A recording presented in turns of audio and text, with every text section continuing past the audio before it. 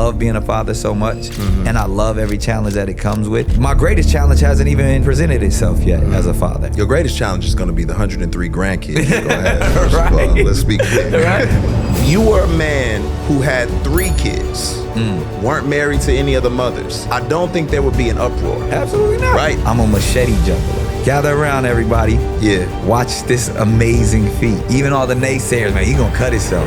Nah, throw another one in here. Watch me. Yeah.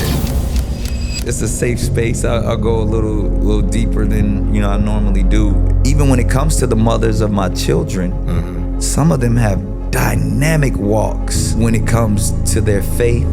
And I probably was emotionally manipulative in knowing that, all right, well, if we have a child together, then I get to be maybe the husband you desired, right, without having to be the husband you need. Toxic Nick showed up. Yeah. And I offer this up because, I mean, I've said this to you in many occasions, different settings, that I was envious of your walk because This is The Deep End with Lecrae.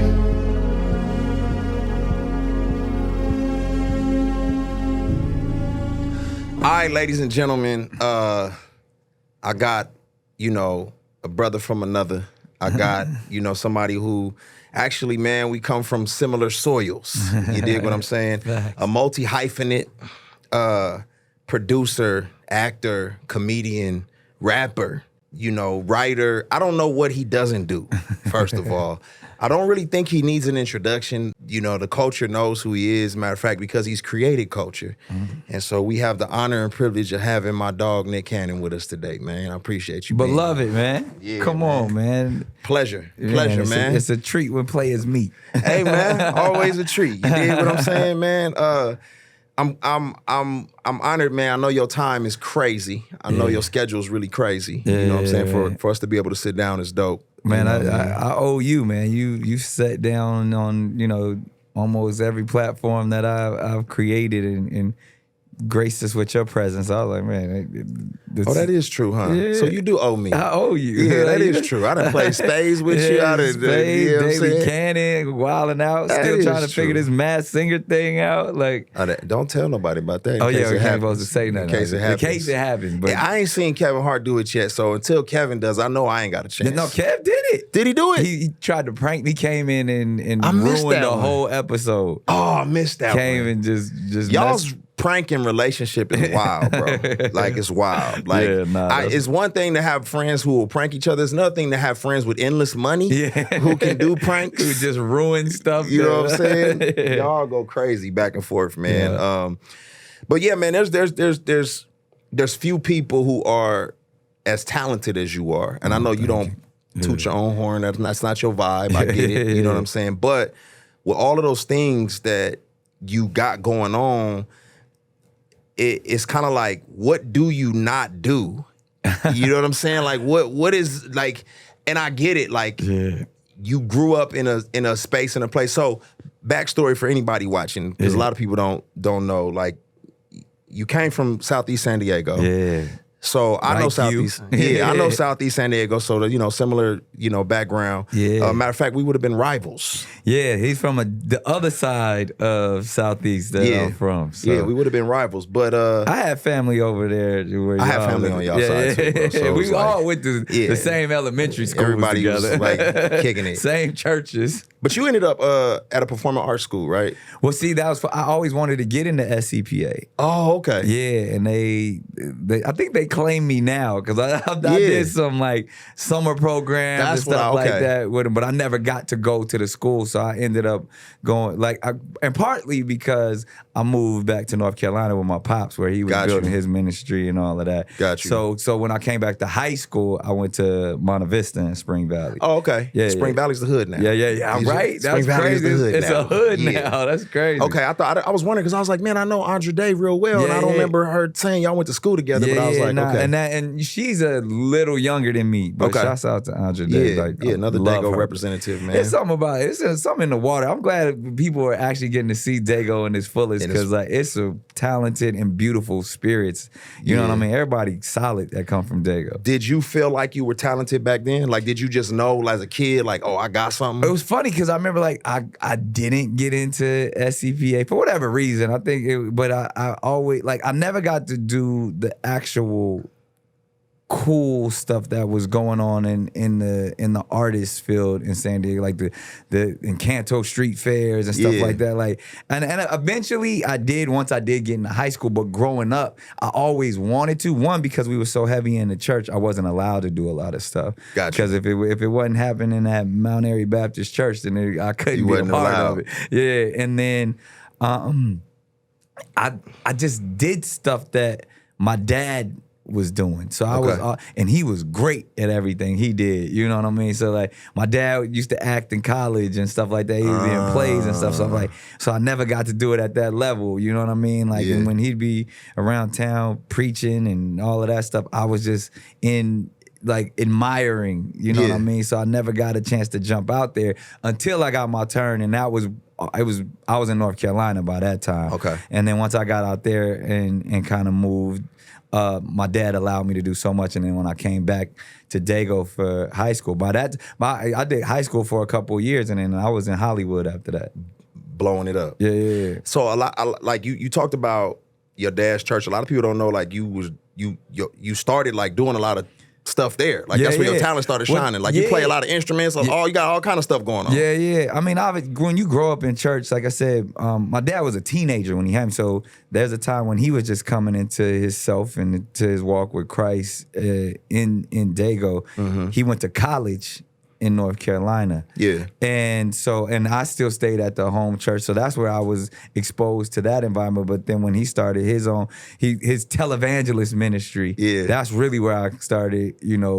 thriving and learning how to do everything from television production to music, and that's where he empowered me, because I got a little bit of the Boys in the Hood story, because in Dago I was, we was trying to be of it, and I was somewhat of a knucklehead following in the footsteps of some guys from the set, from the block, and my mom had the foresight to say, you need your father in your life.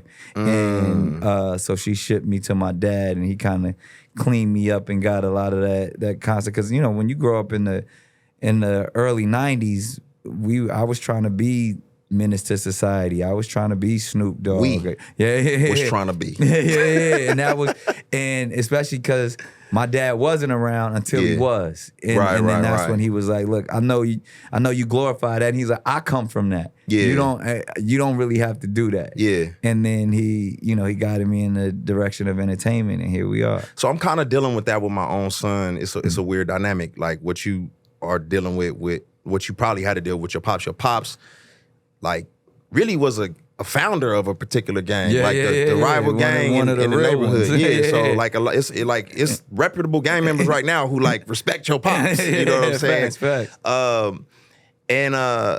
And then he goes through this transformation, and it's like, man, I'm living for God now. And then he's like, hey kids, this is what we own now. You know what I'm saying? And I think, and while I was still back in the hood, like he left. You know what I mean? So I was still back in Southeast. So he's writing you letters like, hey, come be on this page. And you're like, and I'm like, this ain't this. This don't make sense. You started this, Pops. I'm trying to be the next Tarzan. That's what they called him. So it's like, it was different. So that's what I'm wrestling through even now, is like, what does that look like? Cause my son is like, man, I want the edgy stuff. Like, I didn't grow up in church, so I didn't know. All I knew was this, and then at like 19, 20, I found God. So my son is like, but, you want me to live a life, but our whole family's a whole nother page. Like, what is this all about? Did you feel, like, what was that early wrestle? Just like with him trying to challenge your perspectives and so on and so forth? And it was early, and it was well into my adulthood, because I think there's something about manhood and discovery and rite of passage that we've lost the sense of it, but we get glimpses of it. So if you think of, we go back to tribalism, your father gonna take you in the woods and show you how to become a man. You might have to wrestle a lion. Might have to do, but when you come back, you a man. And it's unfortunate because now our rite of passage have become the penitentiaries, have become the affiliation with violence and gang. So when I was trying to figure it out, I was just trying to be a man. Yeah. You know what I mean? I was just trying to, I heard you got locked. I heard what you used to do. I heard what your pops used to do. Like, right. I wanna be that too. And as we all know, the church has always been looked at, and there's this perception that it's soft. Yeah. You know, it's mostly grandmas and mamas in there. Yeah, and you're supposed to turn the other cheek, and you can't cuss, and you can't all the stuff that I thought was cool. Yeah, and I had a inner struggle with my dad, and it's probably when I did. My mom sent me to live with him. He was a disciplinarian. He was strict, and it was all rooted in the church. So I remember, man, it's crazy. My mom sent me Snoop Doggy Dogg's first album, Doggy Style, on cassette. Yeah. And I would sneak and listen to it in my Walkman because we couldn't have no worldly music. When you were staying with Pops? When I was staying with Pops. And he put it in the cassette player and the one where we was listening to Commission and DC Talk and all. It ain't no fun if the homies can't have He nothing. played that, man. He was like, you hear this ain't nothing but demons. You hear the demons in this? And I'm like, demons? And like my pops was still young. He was probably in his mid-20s, when he trying to guide me as a young teenager. And I remember he literally set the tapes on fire. Like he was like he burned them to show the example of how this couldn't be in his house. And we would bump heads like that. But what that taught me, one, he taught me to have a relationship with the Lord on my own. He didn't force it on me. Okay. But he also taught me to challenge every concept and thought. So we would go back and forth. And it became a sport to where I would end up studying my word to almost prove him wrong about the stuff that he was talking about. Yeah. I was looking for spaces in the scripture to be like, to come as you are. And gotcha. Yeah. And if Jesus rolled with thugs, you know what I mean? And how he condemned the church for being super religious and, and all of those things. And we would go back and forth. And he made me the man that I am and made me go have that self-discovery because it wasn't about just, do as I say. It was like, nah, let's talk about it. Learn, find your own path. Yeah. So I think that's, not to give you any type of advice, but maybe just like a little insight. Listening. Insight in the way of just allowing, he is coming into his own and allowing him to take that and just, giving them the examples that you had or the lessons that you learned, but then at the same time, like you're gonna have to figure it out on your own. Gotta learn your own lessons. Yeah, so and it's interesting because I don't have a 19-year-old, I have a 13-year-old who I never forced it on him, but it's so amazing that he comes to me with scripture and he telling me like, Dad, you gotta be Christ-like and you gotta do that. I'm like, where you get this? Really? Mariah is doing her job. But I mean, like he loves the Lord. He professes to be a Christian, and even and it's something that I've never pushed on him. But I think because he sees how his mother and I operate, that he gravitated towards it. Oh, that's kind of crazy. Yeah, super heavy. So that's interesting. I'm curious then, like, I had this conversation with Killer Mike because Killer Mike's son is a professing Christian. But Mike he's on some other stuff. He's kind of like on his journey. You know what I'm saying? Which I respect. Like I don't feel like my relationship with God it is intellectual, but it's also existential. It's my experience with God. But Mike is like intellectually, he's like, I got a lot of issues, which is fine. That's my dog. We can talk about it. But he respects his son's choice to go in that particular direction. You know what I'm saying? And that's interesting because usually you hear it the opposite. You hear religious parents saying like, man, I don't want him to go down this path. But it's interesting when a kid becomes religious. Yeah. That parents, like I never thought about it from that vantage point. Yeah, and it's weird because me, I've done quite a bit of studying in other philosophies. I always tell people I'm fluent in many spiritualities, but Christianity is my first language. I want you to unpack that when you're done with what you say. No, this is a really good interview, but this part right here, I'm going to have to cut out.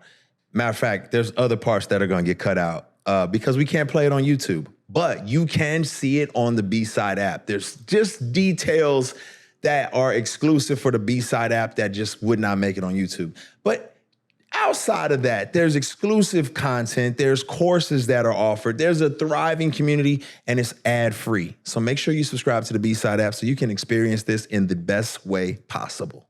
But even in that sense, to where I have a great reverence for, Islam and specifically the Nation of Islam. And there's a lot of brothers in that space that have helped me even, one, when you really get to know that community, they have a great reverence for the word and for Christianity and the Bible. And they reference it quite a bit in their own teachings, even though, they subscribe to the Quran. They told me, and I think it was like Brother Nuri Muhammad, where he tells the fable about the rope saving the individual at the bottom of the tunnel. And the Christian had so much rope. The person practicing Judaism had so much rope. The person practicing Islam has so much rope. And instead of measuring and comparing ropes, you tie the rope together to save the individual. And that opened my eyes, and when we talk about, different walks of life and ways of life, to where even in an existential form, whatever helps you be the best version of you, wherever your relationship is with the Creator, I can't get in the way of that. If I can assist in that, you can share testimonies and fellowship however we need, but I can't get in the way in your journey. If your journey, however you chose Islam or Sikhism. I mean, I have a great respect for the Sikh community, Hinduism. Yeah, I see, that's Buddha. why you rock the turban. Yeah, because because that gave me a level of understanding that Christianity didn't in certain spaces. You know what I mean? But I still, like I said, I will always proclaim, Christ and to be a Christian. But two things can be true in many forms of understanding and being intellectual. Now, when you jump into the spirit, that's a different, and that's because there's only one thing like Christianity. Christianity gives you a space, a spiritual walk that nothing else does, at least for me. Because of how we subscribe and how we, our faith and our acknowledgement of the Holy Spirit. That I don't see that anywhere else. I don't see the talks of, the Holy Spirit and your connection to God and attempting to follow in the steps of Christ, who walked the ultimate spiritual life on this planet. That's interesting. I mean, you said a lot. Like, one of the things I think people don't know about you is, like, I think they're learning about you as you're a student. You know what I mean? Like, you 100%. You are, to me, when I see people like you, I'm like, he got to be introvert, because he has so many thoughts going on and so much, time to reflect and to think on things like that. And I love developing relationships. I got a lot of friends who have all types of different perspectives on life. And I didn't, like I said, I was an atheist. Then then I started studying Islam. I started studying Rastafarianism, Baha'i faith, and landed at Christianity. But I landed there, that's a whole nother story. But I landed there, one, the intellectual journey took me down that path, but the existential experience landed my plane there as well. I am curious, though, because I do want to dive into that with you, son. But I am curious, like, for a young Nick who is growing up in this, like, kind of, obviously your pops is like, he's trying to figure out how to employ this new faith he got. But this young Nick, you got this voice over here of Pop saying, this is the way it should be. I don't know what mom is kicking, maybe like know thyself. You know what I'm saying? I'll give you another perspective, and I always say, like, instead of rich dad, poor dad, I had, save dad, street dad. Because my mom was actually married to an individual. I say my step-pops was, one of the biggest D-boys in Southeast. And when my dad was gone, you know what I mean? My dad was living in North Carolina, and my mom is literally married to an individual that literally introduced me to everything, to, gold Dayton's on the lack, to, I'm watching him serve, out of you know, it wasn't a crack house, but it was, you know, some apartments. That one apartment that literally the fiends will walk up to. You know, and I'm in there playing Nintendo, and I'm witnessing a whole, you know, street Situation entrepreneur. Yep. And I'm like, I want to be like him. Yep. And so that's what my mom's, and there was so much freedom. I'm getting new Jordans every week. I got gazelles on, or gold rope, you know, riding shotgun in the lack. You know, like this is amazing to me. You know, but then at the same time, hearing, you know, my dad's side of the family, the entire side of the family, you know, even my father's mother, who is still living to this day, she about to be 105. Yeah. They all come from ministry. You know, and that is like, she didn't care. She, to this day, she don't care about no TV shows, none of that. You know, did you go to church on Sunday? So it's a dichotomy. It's a juxtaposition going on here. Even still to this day, you know what I mean? So even in that walk, like I said, that's why I said even all into my adulthood, I struggled because all I knew was church on one side of my family. You know what I mean? You can't start eating until you recite, you know, the 2 or 3 scriptures. You know, you could say grace, but grace better be rooted in some word. You know what I mean? Like, it's like that level. Like, you know, knowing all 66 books at age 2.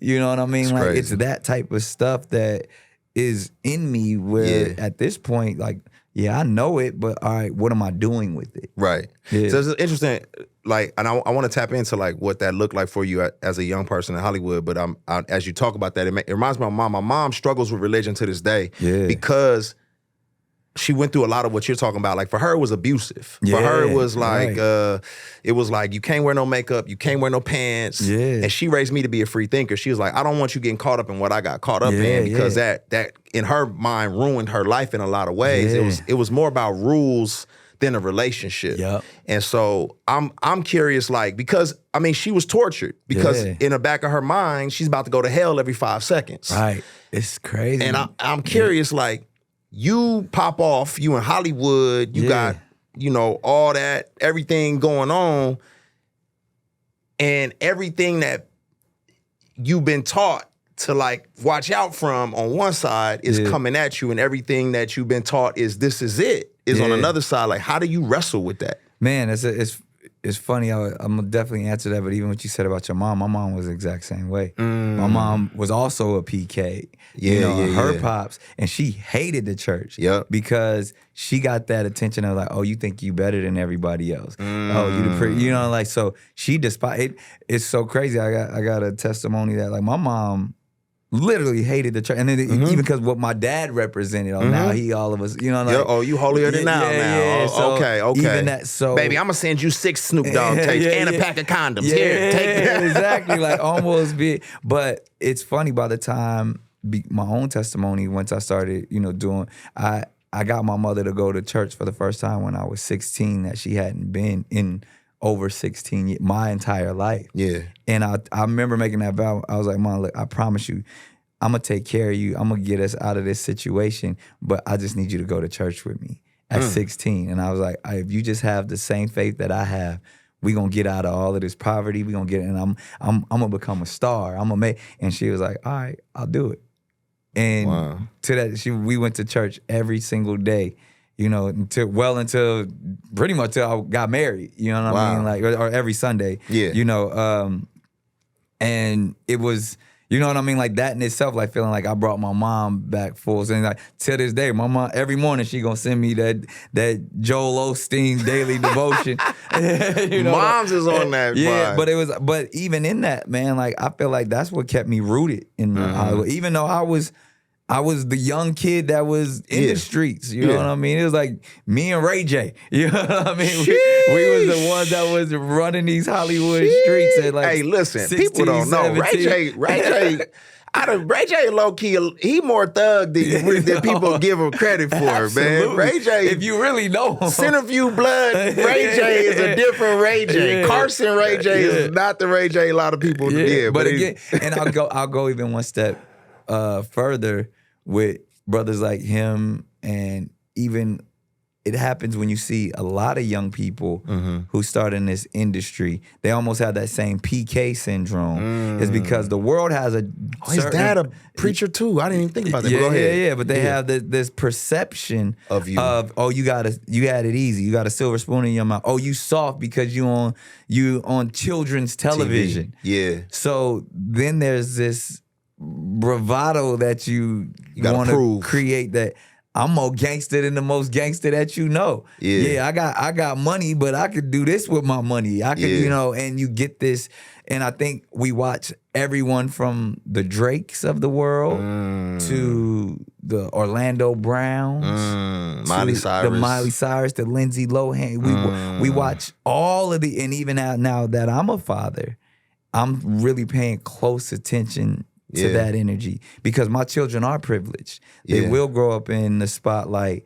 So I got to make sure that they're not trying to overcompensate. Yeah. Like I tried to, or like many of my other peers tried to, and you fall so far victim to it because you got to prove to everybody that you just as down, or you just as cool, or you're just is real. We just start in that space because they don't think a lot of these people who often are in the public eye at a young age are even real people. Your brain is developing too. Yeah, You're trying to that find frontal who you lobe are. is still trying to click in. Do you feel like you miss out on finding who you really are because of that transition? Or you just go deeper. Okay. You know what I mean? I think because I have access to so much, when it comes to exploration and being a student, Yeah.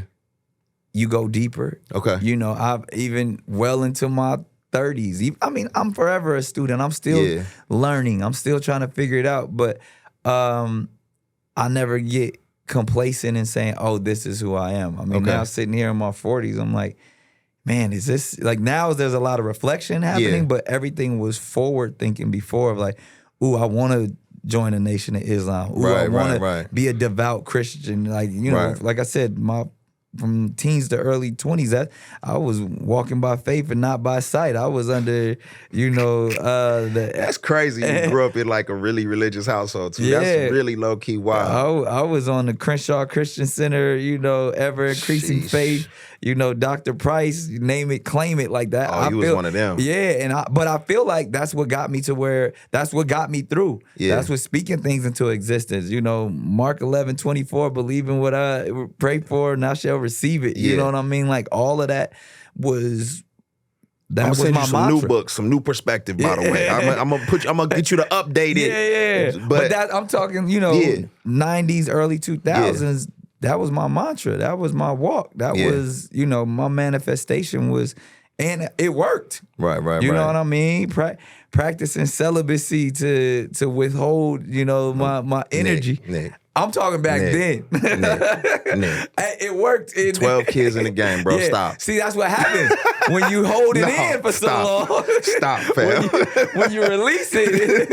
Nah, we not gonna go there. I probably should have balanced it out early on. But like, so I see you as a person with range, right? Like we talk about actors who have a lot of range. Like, oh, you can play a criminal. You can cry on. Right. Like you have a lot of range. Not that you're playing a role, but that you're very multi-layered as a human being, right? As we all are. But I think, right? Yeah. Do you struggle to let all of those sides come forward?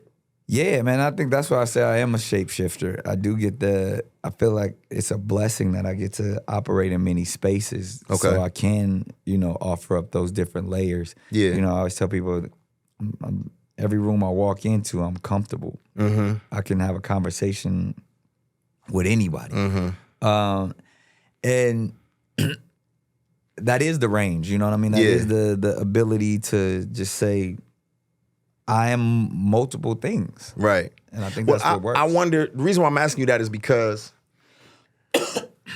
so for me personally, right, I struggled for a lot of different reasons. One, I struggled because, now I didn't know what a Christian rapper was, right? I just knew I loved God and I was rapping about Jesus. Like, I didn't know there was like these categories and genres, so to speak. Like, I knew rappers who loved the Lord and they rapped, but I didn't know like it was this whole thing. And then I wanted to just be known as like, nah, dude, I rap though. Like, I really rap. You know what I mean? I'm a real MC. Yeah. And then, you know, so it was like a side of me that I felt like wasn't respected. It was a side of me that people didn't get to see.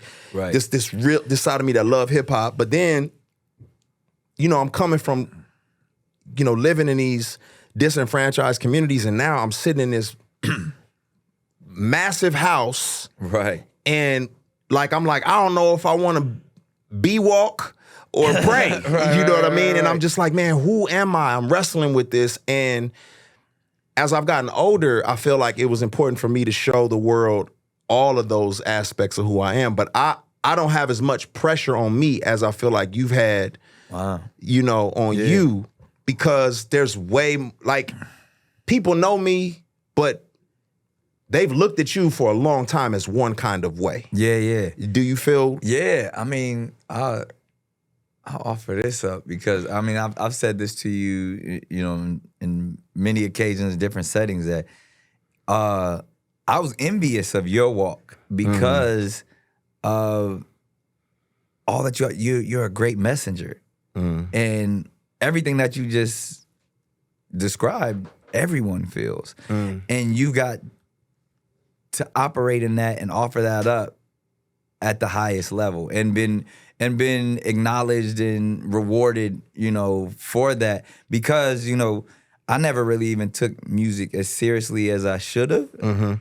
And that's the exact reason why. Because if I did, I probably would have had to do away with all of the other stuff that I was doing and really did it for the kingdom and really wanted to do it at that level, because that's really what was in me, you know. And even if I tapped into my true artistry, it would be the self-discovery of my spiritual walk.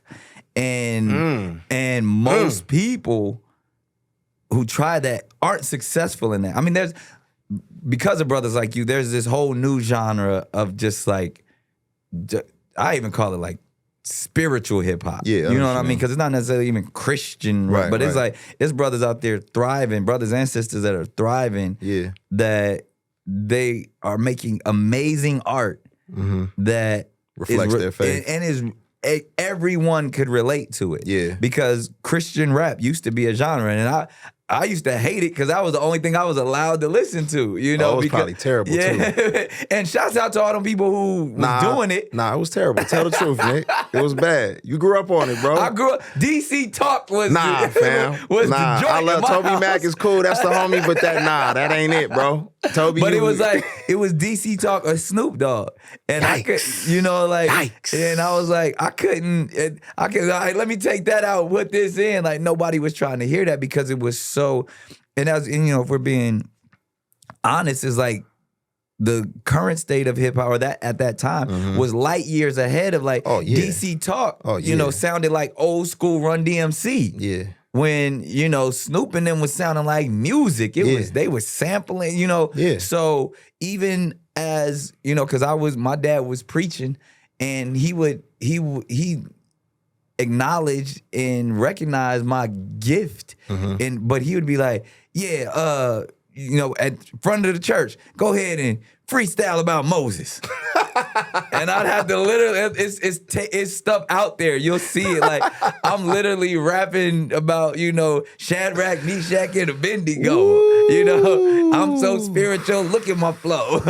I'm in the fire. You know what I mean? Like, bro. And I'm like 11, but I'm trying. Yeah. You know, it's giving you a platform too to express the art that's in you as well. So when stuff actually did start opening up and growing up how we grew up, I started, you know, my music started taking off for me when it was gang affiliated. We was it was clique affiliated at first. Yeah. We was gang banging light. We was cliques. I was a hang banger. Yeah, that's what I called myself. I wasn't out there. I was hang banging. I was with the gang bangers. Well, see what happened with us in Southeast and Spring Valley. We knew we wasn't them ones. Yeah, we knew we wasn't from you know, we wasn't Lincoln Park, you know, Bloods, but we were the little brothers of them. So our clique was associated, or the Skyline Pyrus were who they were, but they had the cliques, the little Yeah, homies that that's what went we to was. SCPA, Yeah. that went to, you know, if you went to O'Farrell Park. you know what I mean? Yeah. Like, so we would throw parties, Yeah. and we would rep our cliques, but we was still, you know, if it had to go, we was one step removed from the dudes that was really doing really it. about that life. Yeah. So hood dudes, not street dudes. yeah. So then it started to get dangerous because then the lines got blurred, and the homies in the cliques was getting killed in drive-bys. The homies in the cliques was now the ones moving to work, and I'm like, so are we gang members? Like, are we associated like at that level? And we was doing all of the stuff. Life was there. We carrying guns now? Yeah. We selling dope. Oh, okay. Yeah. And then it started to reflect in it. So all of the signs and stuff I was saying in my raps, now it's gangster rap is what I'm gonna go do to the other side and what they should. And I got to a space where it was like I had to leave. I had to escape. Get up out of there. And so I had to stop, and I did away with all that, and I focused solely on squaring up and being a comedian and being on Nickelodeon. And that was almost my decoy because I didn't want to go back to where I knew I was headed. Yeah. And so with that, I didn't take I stopped taking music seriously because I knew. And even like my first record deal was with Will Smith, and it was more like I gotta follow his path because if I want to rap about the stuff that I really want to rap about, it's a street tale, but it's also the overcoming the street tale. Right. So. And at this point, ain't nobody gonna believe that I'm this hard. Nope. So all I would have if I was gonna take it seriously was like, man, look how God saved me. Did you know nobody was gonna believe? Like you, that's a lot of insight for a young dude to have, to be like, yeah, it ain't like I'm just like, when did the whole like Nick Cannon is corny era, like when did that? I love that. Like that's what I'm saying. Like that was my decoy. So you was trying to be that. Yes, that's what like to keep me from having to go back to Southeast. That's crazy, bro. So I like, in all seriousness, like people was getting shot. Yeah. People was dying. People was going to jail. Yeah. And I was headed in that direction. That's so crazy. So I was like, and the big homies was like, yo, keep doing that. You make it. We out here on this block. Yeah. Like people dying. Head on the swivel. Yeah. Making a quarter of what you make on a stage. Yeah. You know what I mean? Not a tenth of what you make on a stage. And we all 17. You got to keep doing that. Like you got to smile and cheese it up as much as you can, because the other option is to come back here with us. To the nonsense. So I never had to prove how tough I was in that sense. Okay. Because I'm like, I'm trying to escape the nonsense. Yeah, the crazy. I had the complete opposite experience. So for me, it was like, I end up, moving to Texas. Yeah. My last couple years of high school. And then I hated it because my mom, she's married to this guy at the time. They moved to a nicer community in Texas. It's like, I'm like, what is going on? I don't like this. Yeah. And then my mindset is, I missed my rite of passage. I missed it. Now I gotta now I'm square. Exactly. So I felt the complete opposite. So that's very interesting that you embraced it. You know what I mean? But then I probably embraced it too much. Okay. Because then it got to that space when I was in my early 20s, and then I want to tell people, nah, you know what I really escaped? You know what I mean? Like, they're like, Nickelodeon was like my witness protection program. So did it ever get under your skin when people would say Nick is corny? Like when you were...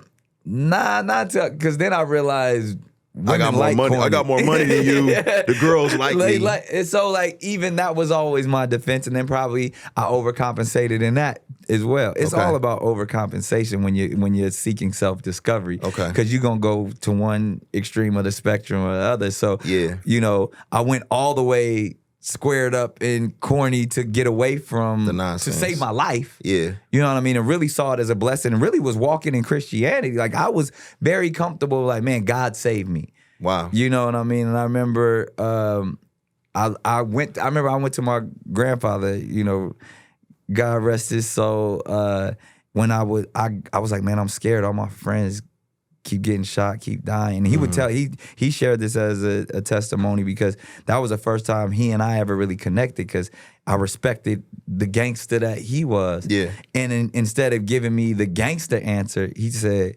that's not gonna happen to you because you have God in your life. And he was the first person to give me a couple of those books that changed my life.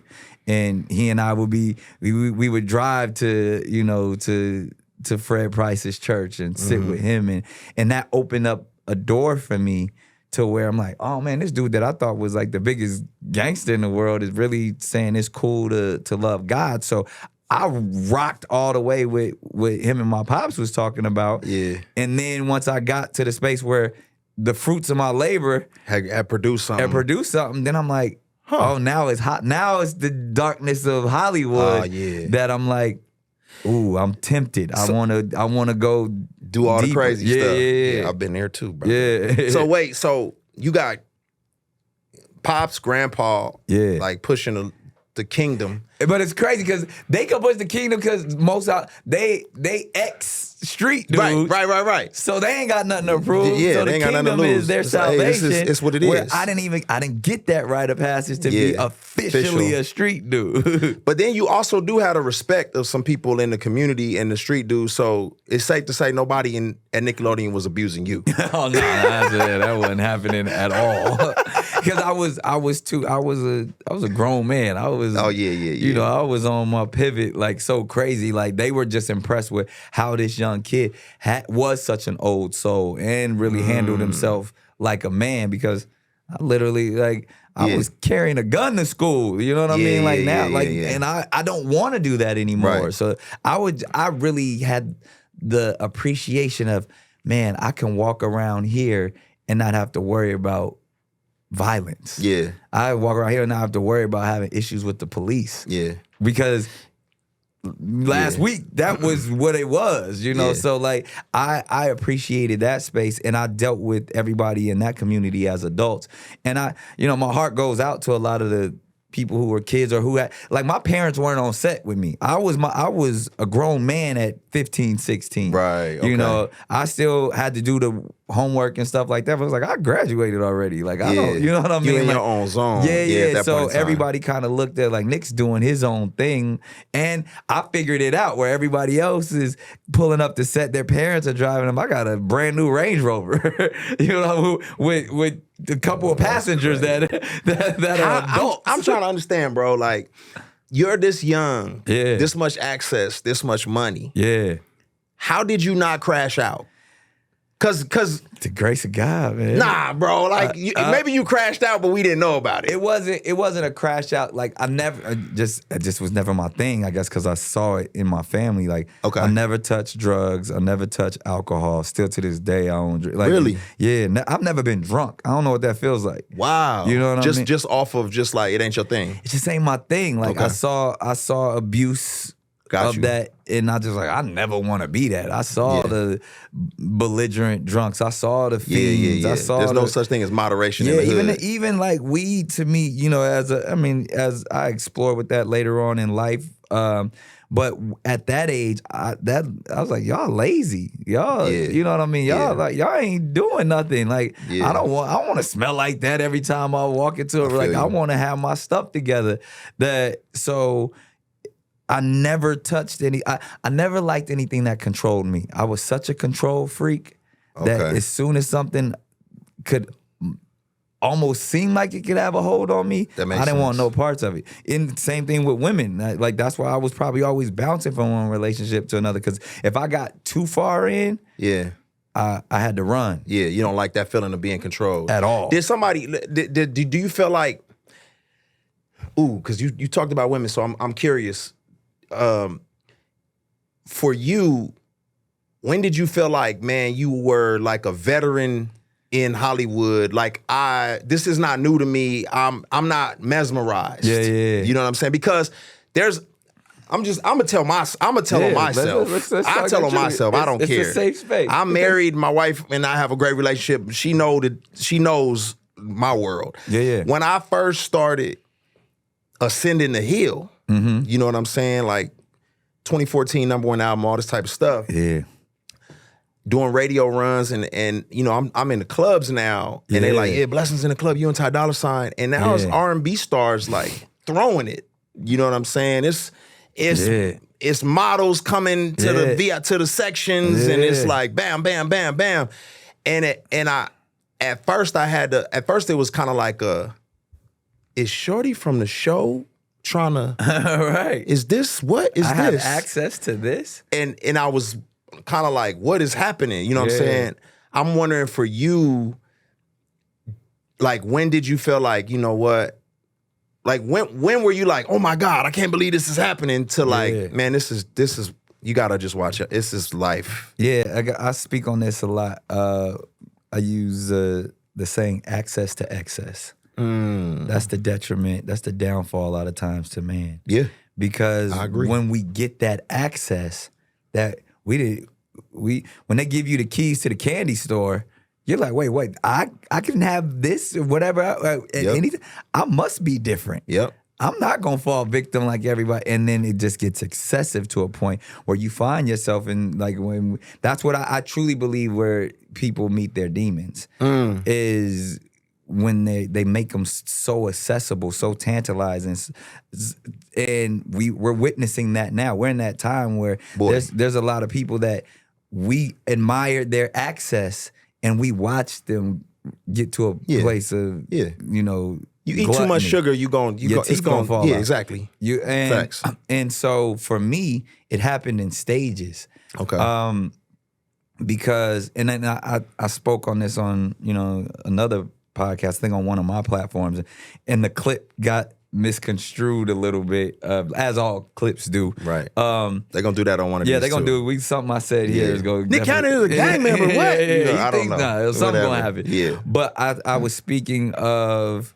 I said that, and I shouldn't have said I'm a man. Again, and men are gonna, you know, that was my answer to a question that was posed to me from a counselor, because I'm a man and men are gonna be manipulative, and what I was speaking of I was talking about at a certain point in my life that I felt that it was in my nature to just be selfish and go and get what I wanted because I had access to it, because it was being thrown at me. Yep. It goes back to like that Chris Rock joke. It was like, oh, we can stop chasing women all day long, but when they chasing you, boy, you can't. You can try to pull the hamstring. She got me. You know what I mean? Like when they at you, I'm just being me. Yeah, I'm not a dog. I'm not chasing. I'm not being chauvinistic or anything that you would think. I'm actually trying to walk the walk that I'm supposed to walk. Right.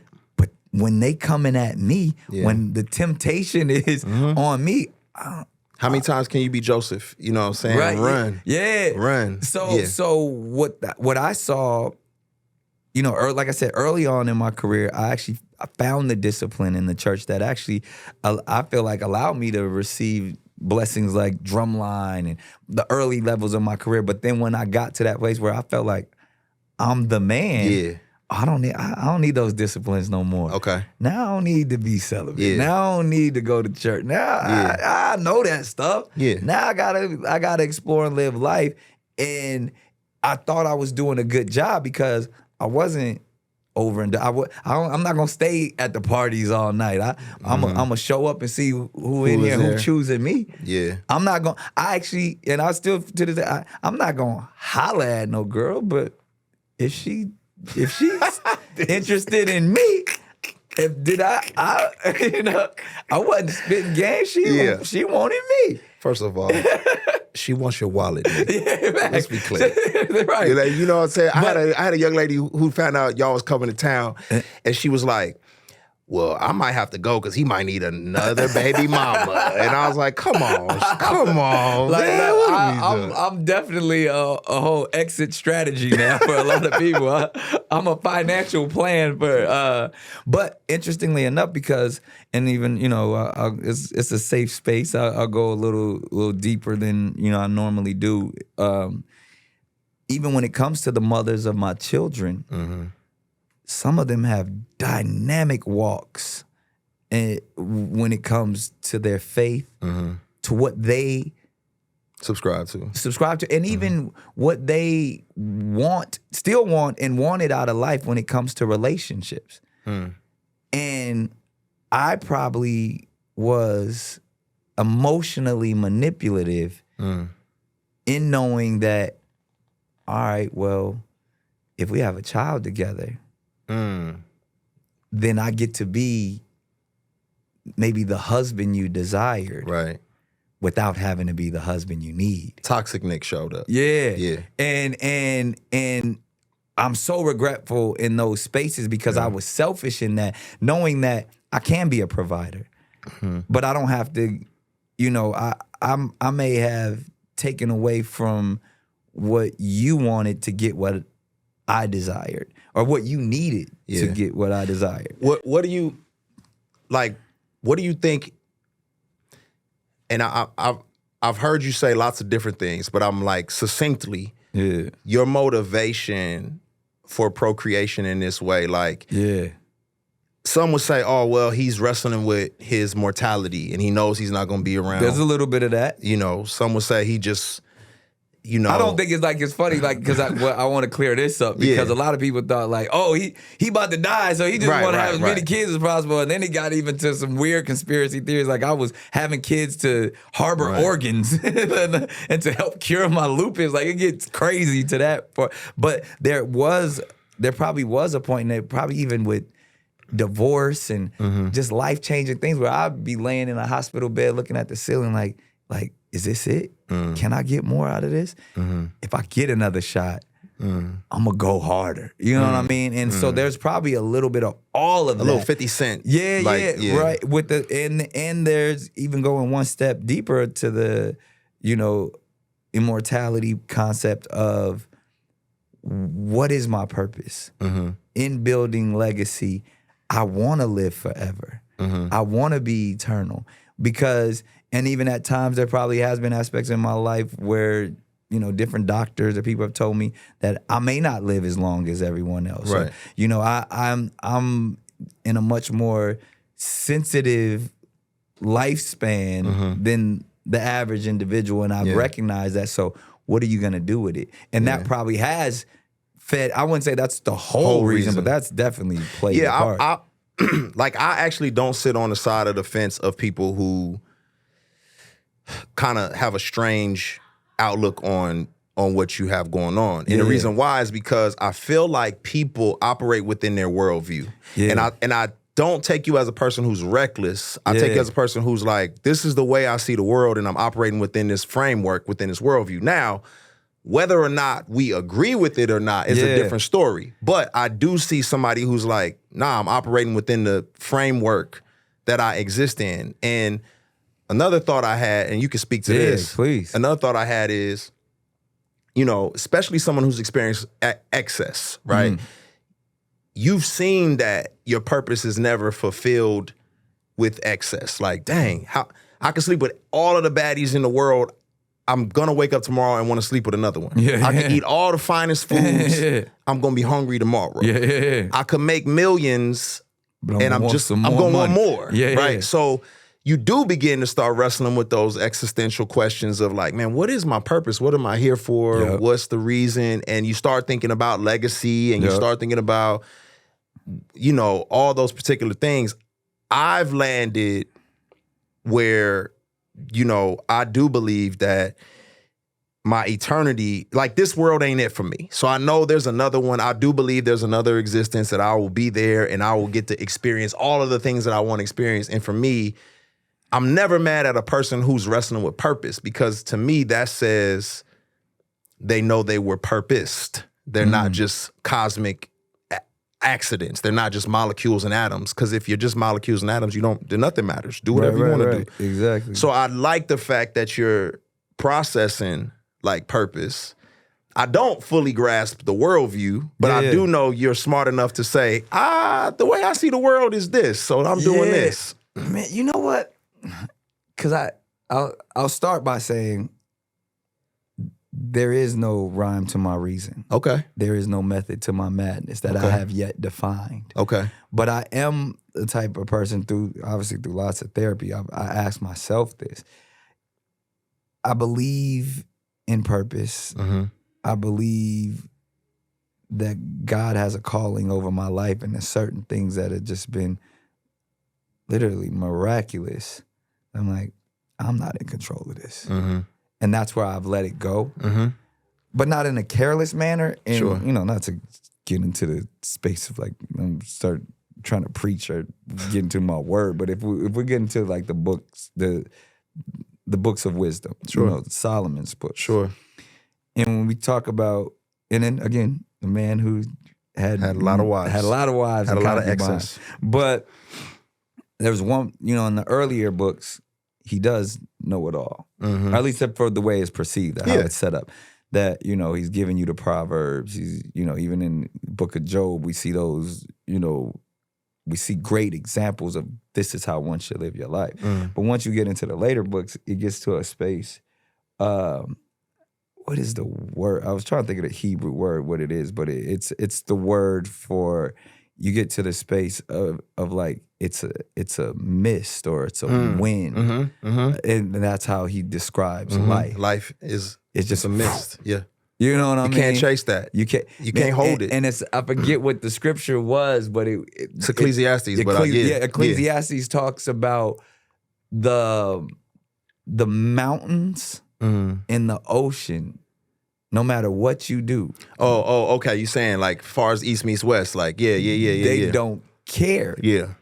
And then that gives us perspective to where somebody can have all the answers, right? And then get to the point to where in Ecclesiastes, it's like they're not gonna. No matter what we do, the mountains are gonna still be the mountains. It's maddening to try to figure it all out. Yeah. So then it's like, so then when I apply that to myself and my journey of why am I having so many kids? And like, if I could sit there and sit in therapy and realize like, oh, was I not loved enough as a child, or oh, did these women break my heart? Do I want Mariah back? All of these things that people have? Is it my lupus? But then it gets to the space is like, there's no reason if we sit here and try to decipher and understand why I did it, opposed to focus on I'm in it and I'm doing it and having to do it to the best of my ability. And it goes back to like the Stoic concept. So like Marcus Aurelius, he said, spend no time arguing on what a good man is. Just be one. And so now I spend more, because I'm going to be honest, dog, like I've sat in therapy with the mothers of my children. I sat in therapy alone. I've talked to pastors. Am I addicted to sex? Am I like, so wait, are you saying that it wasn't intentional pregnancies? You saying people just got pregnant? Nah, because it's not that either. Oh, okay. All right. So no, first of all, every scenario was different. And this is where I say God had his hand on my life for so many, in so many ways, because I can tell you things that was like, wait, how you pregnant? What? How?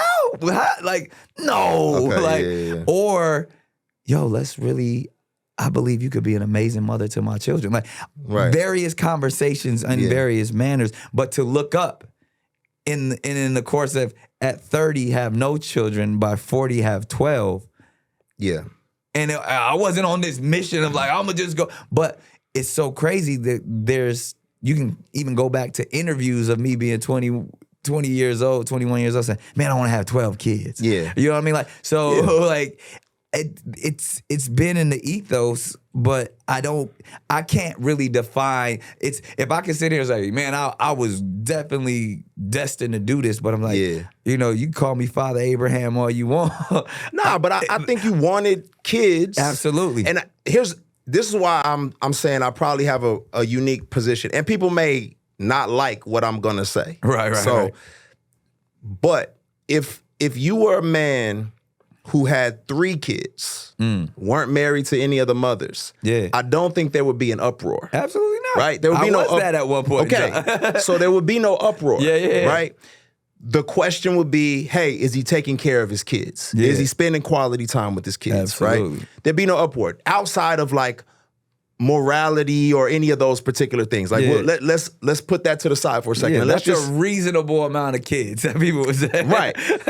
But what I'm saying is, when it gets to be 8, 9, 10, 11, 12, That's when those conversations people start say, hey, what are you doing? And to me, you can't hold the moral high ground on somebody because of the amount of kids they have if, by your standard, you're taking care of them, you're spending quality time with them all. So he can afford to do that. He can't. Some people will hold the moral high ground on you because of the number of kids. Now, I would say, hey, man, I don't know what scripture you following. Okay, like that's another question. That's another conversation. But what I would say is, well, the average person on YouTube, like, he got too many kids. For who? For what? Like, So I'll offer this up to you because this is what did help me in therapy and continues to help me. Yeah. Even if I'm thinking like the archetypes. Yeah. And whether it's attachment theory or even what we want to get out of life. I probably throughout my life before children, always was easy to abandon and flee and run. I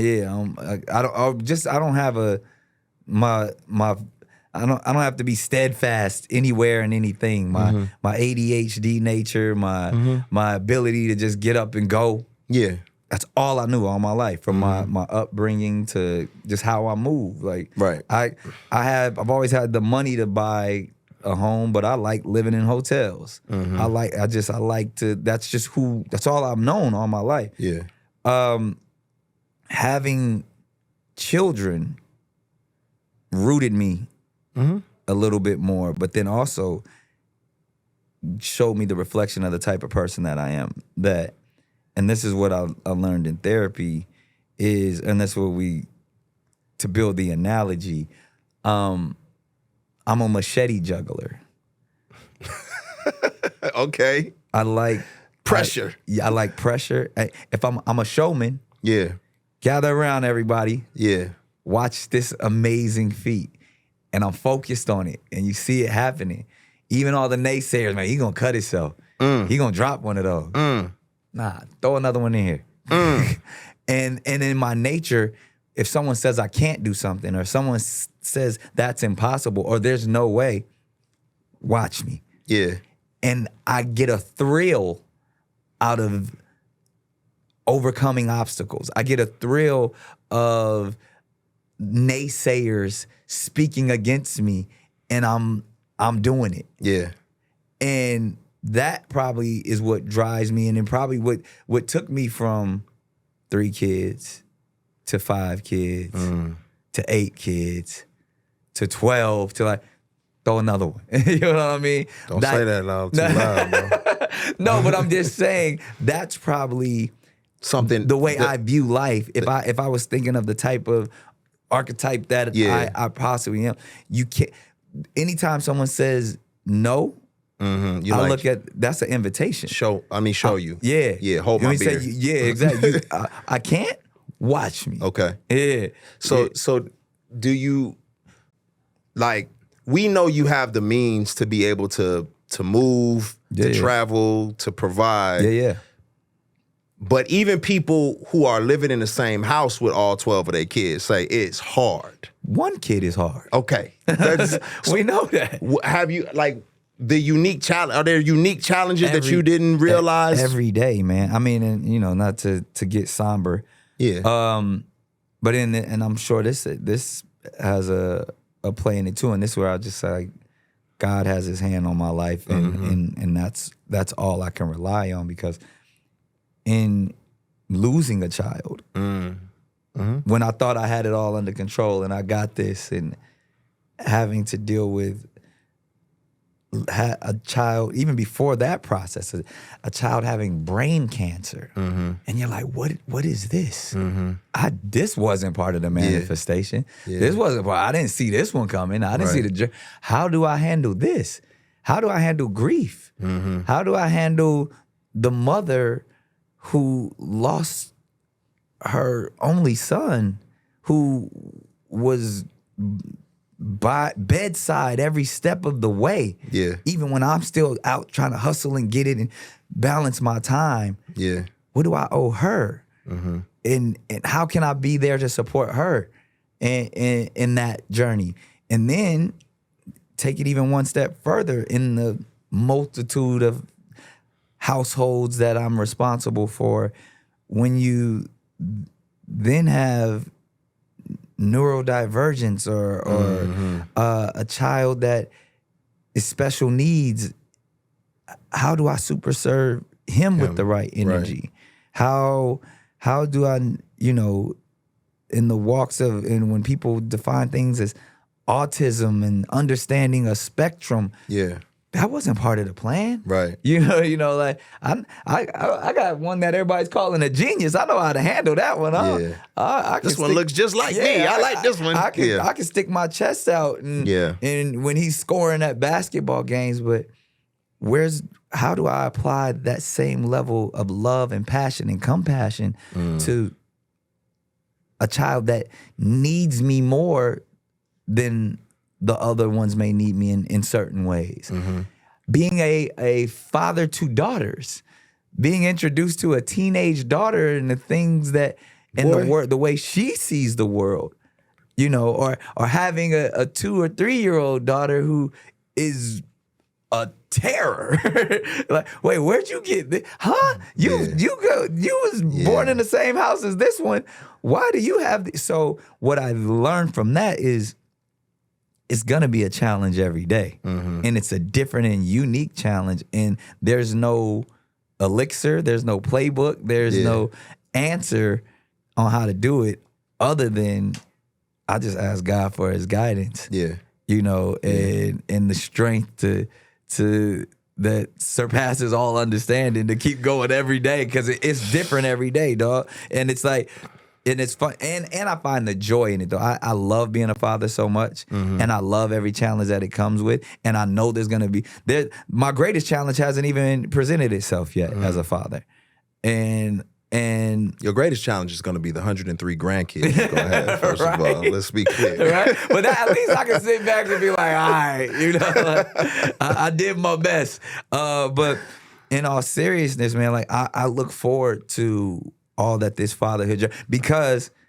regardless of why I did it, or how I did it, I'm here doing it now, and this is my walk. This is my calling. This is my purpose. I think what people have to realize about Nick Cannon is that he's a philosopher. I think that's really because people really want to find that box to like sit you in. I'll take that. And I think you're a philosopher, bro. You're trying to see how malleable things are, to see what pieces fit where. I'm gonna challenge every thought. Exactly. And I actually appreciate that because I'm a skeptic when I see everything. I'm like, nah, something gotta be something else. Let me figure it. And until someone can show me, I'm gonna research. I'm gonna be a skeptic. I'm gonna like wrestle with stuff. That's and so, me.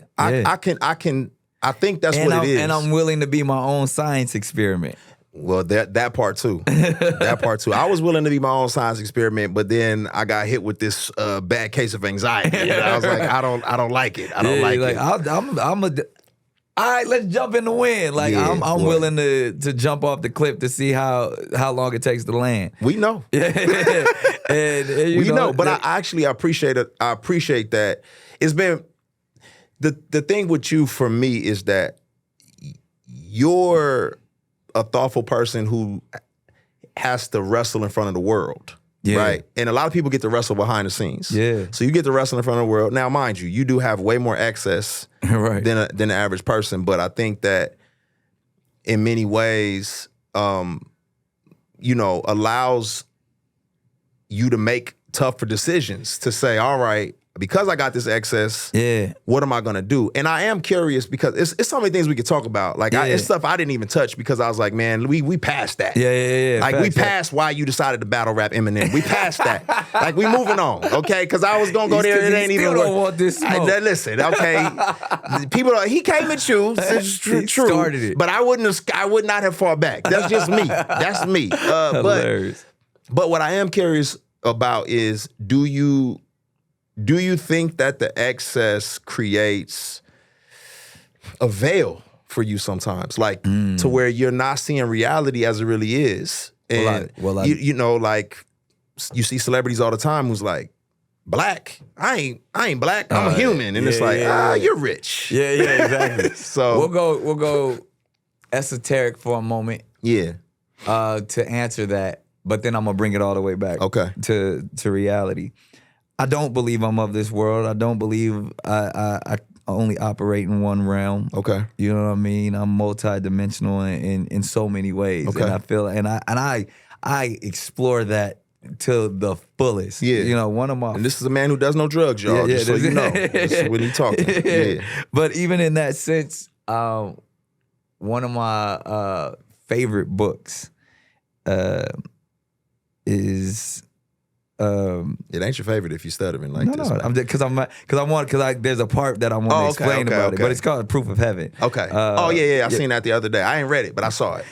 The audio book is it's dope. Like a neurologist or something like that, right? They need to make a movie out of this. Word. Okay. You know what I mean? Because the author he's a neurologist. Yeah. And not a man of faith. Yeah. By any means. Right. Act the opposite. Yeah. Because he's a scientist. He's a neurologist. Yeah. He's a brain surgeon. Right.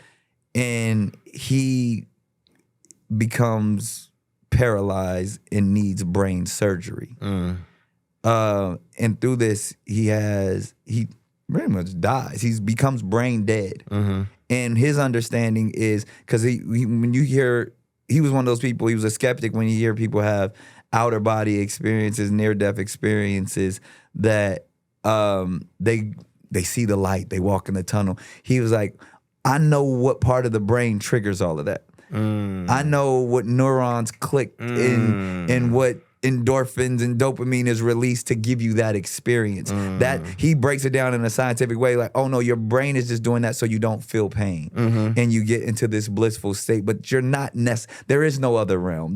That's your imagination working and protecting all that it is, so you don't suffer. Right.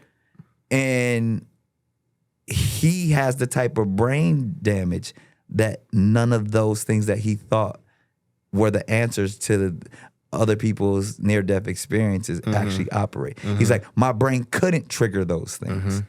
And I had the most angelic, and when you read the book, it's so many things. Like, I get chills now talking about, because there's things that he explains that can only be God. Yeah. Can own and experiences from past lives and people and energies and spirits that he took that walk. And that book changed my life, along with some other books where, like, by Robert Monroe, where he talks about the ultimate journey and stuff. I dove so deep in for my own life, because I feel like I've had those experiences as well, sitting, on hospital beds, having conversations with the devil in the locker room, and I've gone there in that realm. Yeah. So I bring all of that back to say, I truly believe that my purpose and my calling, there is a veil. There is a supernatural power that I have, that whatever I put my mind to, I can do. And if I know that I operate in that power, bringing it all the way back home, as much as I am a philosopher, I'm a philosopher for the people. As much as I am an inventor, I'm an inventor for the people. Much as I'm a creator to the people, because when we speak legacy, legacy is nothing unless the people are connected to it. So I do all that I do, not just for my own family, but for my greater family of my community, of my people. And so that's how I stay grounded. That's how I stay connected. And that's what keeps me going every day, because now all that I do, I created Wildin' Out to build a platform to give others an opportunity. Yeah. I'm doing all of this learning and as students so I could pass this information on. I'm creating council culture and Cannon's class and, all of these things for the people. Right. And that is what allows me, when I walk in the room, it ain't about me. It's about, how can I connect with people? What can I do for others? And that's what I see.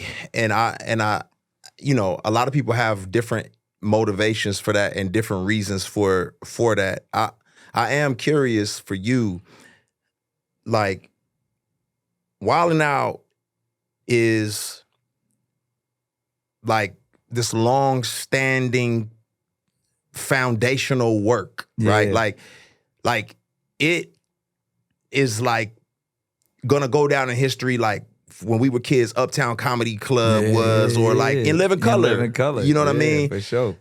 Do like when you hear, I listen to Marlon Wayans talk about the careers that were started from In Living Color and just like the gratitude and on and on and on. But he did mention like Keenan Ivory Wayans like recognizes his genius. Like he just was like, nah, I'm relentless at this. Yeah. Do you feel a sense of stewardship? Like, man, I've learned so much. How do I position people and because you're a star maker. Yeah. Like, is that some of that intentional? Is some of that just by chance? Is that just the circle that you've created? Like, how does that happen? I think that's what I always wanted to do. Yeah, to that point, it's, I'll take it all the way back to Dago. But with Wildin' Out, and even, thank you for acknowledging or calling me a star maker, because when I built the platform, it was to give my friends who I believed were stars an opportunity to shine. It was, I had a little bit of light. I was doing movies and music, and they was like, dog, what about us? Those people, you didn't know their names then, but now when you hear Kevin Hart, when you hear Cat Williams, never heard of him. Yeah, like those were people that I was trying to give shine to.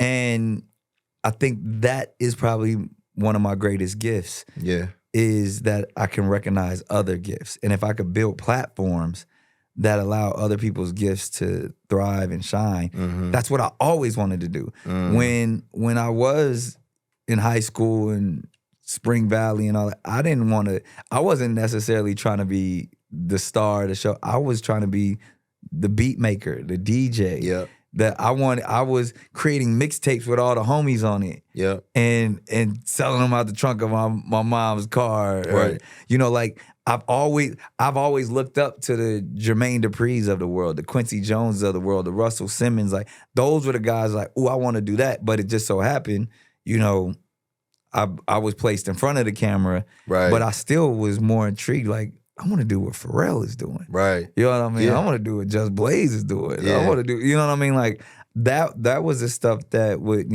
Swiss Beats, Timbaland, like these were the dudes that I really looked up to. And I loved working with artists, but never really wanted to be an artist. I love working with comedians. I love writing movies. I didn't necessarily think I was going to star in them. You know what I'm saying? So I think that's probably my true calling, is helping other people with their vision and their art. Yeah, I feel like you've done a phenomenal job at it, man. And I think, I don't know. I think you know it, and I honestly believe like no public figure or celebrity deserves the amount of criticism or praise, right? Because they're human, right? But I do think that you do a good job of deflecting. Yeah. You know what I'm saying? Because there's a lot of things that you've done that I don't think people realize, and you do a good job of deflecting. Yeah, I think that's where the humility comes in, Truly a believer, the meek shall inherit the earth. I want the earth. Yeah. But I don't need it in a loud, verbose way. Yeah. You know what I mean? Yeah. I understand the last should be first and the first should be last. Like I try to walk in that. Yeah. And I know that there's enough for all of us to get in there. I admire, like that, man, I admire you so much in that sense. I'm like, man, this brother's gifted, this brother's talented, this brother has so much. And I love it. I'm not intimidated by it. I celebrate it. You know what I mean? And I think that's also another one of my abilities and gifts is like to build platforms to celebrate others. You know what I mean? Like I feel like I do that pretty well. You know what I mean? Like and because it's sincere. Yeah. You know what I mean? Like I really like when I'm a fan, I'm a fan. Yeah. Like, dog, I love when you do, like that. Yeah, like I have no problem giving it up for people in that sense of like, man, you killed that. You shining, like where I think as a community sometimes we think we in competition with each other. And even when we are in competition, there's nothing wrong with being in competition and acknowledging, like, AI love Kobe. Right. You know what I mean? But I still got to win this game. Yeah. Facts. You know what I mean? And you know, LeBron loves Steph. Yep.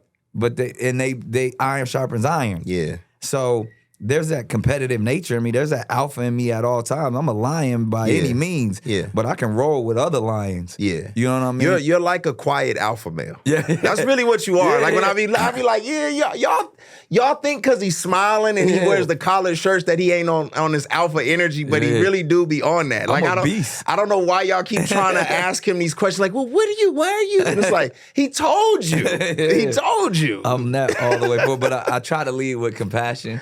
Yeah, you know what I mean. It. Like, and love is at the root of all of it. But I'm a beast. I'm definitely gonna get out there and get as much as I can get. But it's for the people, right? You know what I mean? Love that, man. Like, and it's truly like I've bought every car that I could ever imagine. I've designed every piece of jewelry that I could ever want to wear, and clothing and like houses.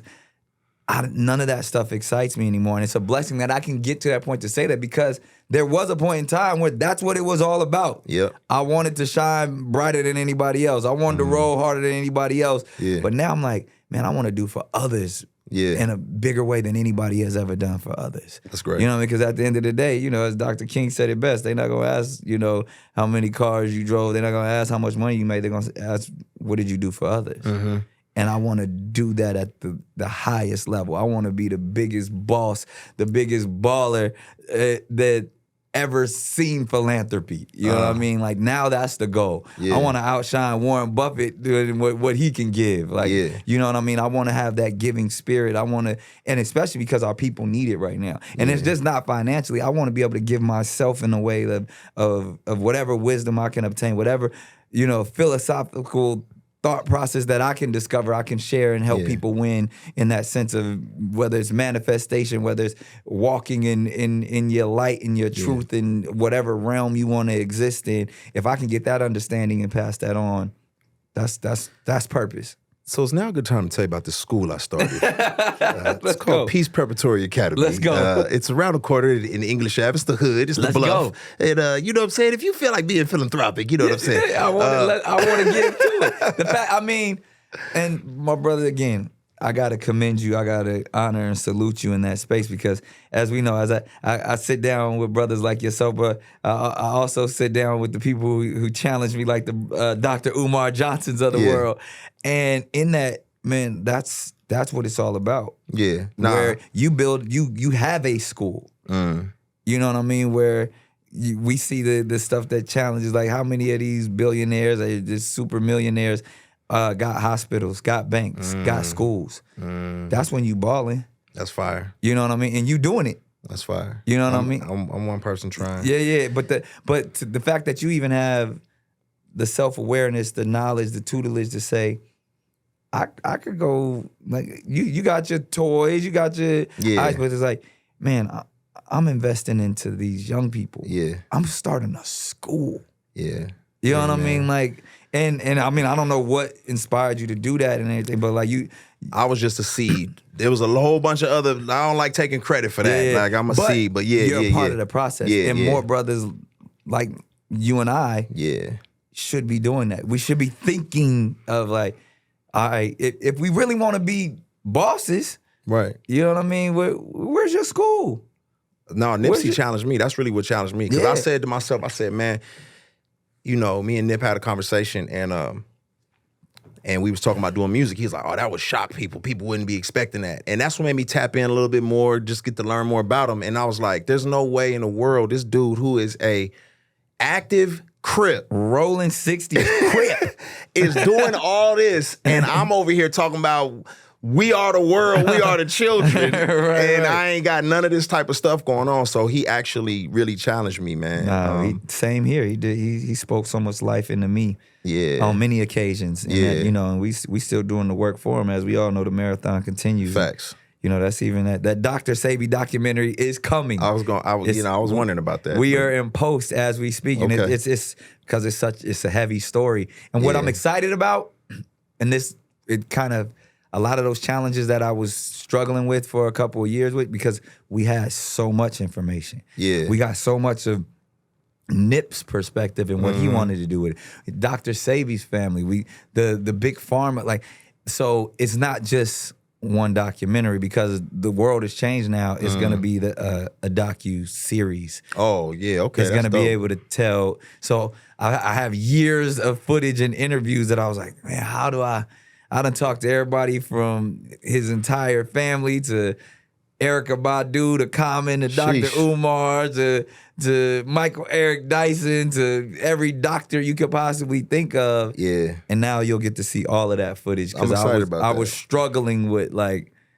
man, how do I put this into an hour and a half? But now Yeah. I'm gonna have more time, and I think the people that I'm currently working with on it, I'm allowing them to lead the charge, and it's gonna be super proud. I'm looking forward to it. My Yeah. diet is not looking forward to that, but Yeah, I'm well, looking forward to and it. my journey on that, man, like Yeah. it's funny. Like when I started the documentary, I was plant-based. I'm no longer, and that's part of the journey. Okay. And those are things that you Okay. learn, like you know, and you learn things about alkalinity and you Yeah. know, is it real? Is it not real? Is veganism? I told you this dude's a whole philosopher, man. Yeah. You gon' Nick I'm gon' challenging Nick it is all. gonna read and study to no end. Now, Exactly. you gotta be prepared for that. That's what Exactly. it is with him, Yep. man. I do wanna, to that analogy you gave earlier about the ropes, like a different perspective. I wanna offer an alternative perspective, right?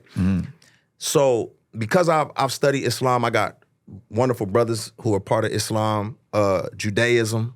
Got some great friends who practice, Orthodox Judaism. Likewise. Not Zionists, but that's a whole nother conversation. Whole Not- nother We're not even conversation. getting into that. But for me, what I learned in my practice is I was trying to climb a rope to meet God. That's what I was trying to do. It was like, man, I'm climbing this rope and Islam is giving me these things and this is haram and this is not, and I can't get up here. So then Buddhism and I'm trying and I'm seeking enlightenment and I'm like, this is not working. I can't get in here.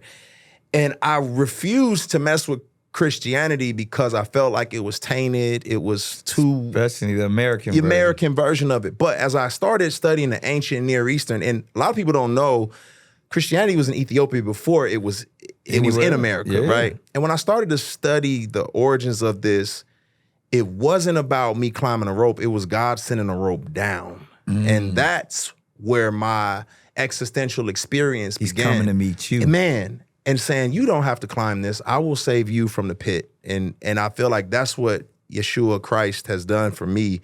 And I've experienced it. And so, man, that's kind of been my journey. And what I always try to encourage people on is like, man, we're going to be climbing ropes forever. Yeah. If we're trying to get ourselves to God, we just don't have it. You Right. know what I'm saying? So, It's powerful. man, we could do this all day. Yeah, yeah. And we definitely just even... like we gonna trade podcasts and books because Yeah, now yeah. I'm intrigued on Yeah, some of yeah. the stuff, man. Let's but go. bro, I Let's appreciate you, man. And you know what I'm saying, Wildin' Out is traveling the day. globe. Yes, sir. So, you know what I'm saying, y'all make sure y'all go laugh with Hey. my brother Nick, man. Thank you, bro, for Man, everything. thank you, man. Highest class of civilization. Respect. Yeah, yeah. Respect. All day.